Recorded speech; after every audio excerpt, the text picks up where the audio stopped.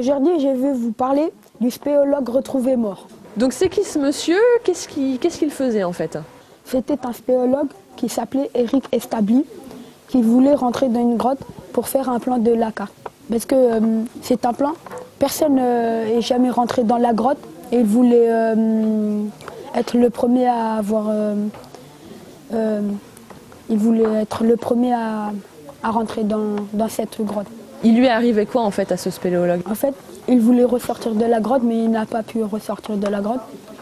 Et puis sa famille s'est inquiétée et a alerté les gendarmes. Parce que les autres spéologues, ils ne savaient pas très bien la grotte. Mais même s'ils étaient expérimentés, ils n'ont pas pu le sortir en fait.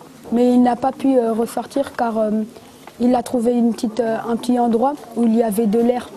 En fait, ils ne savaient pas où il était, mais après, ils ont cru entendre des bruits. Donc ils s'imaginaient quoi? Qu'il était en dessous. Après, ils ont creusé, et quand ils ont creusé, ils l'ont retrouvé mort noyé.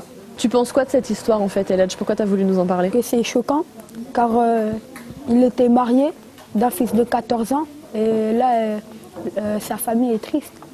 C'est dangereux comme métier, tu penses, spéléologue? Oui. T'es un peu claustrophobe, toi, ou ça te ferait pas peur de descendre sous terre? Non. Parce que je suis déjà rentrée. C'était en dessous d'une grotte. Il y avait de l'eau. L'eau est tombée de là-haut et tout.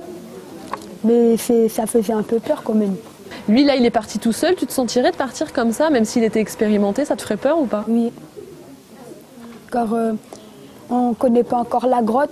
Qu'est-ce qui peut nous arriver et tout.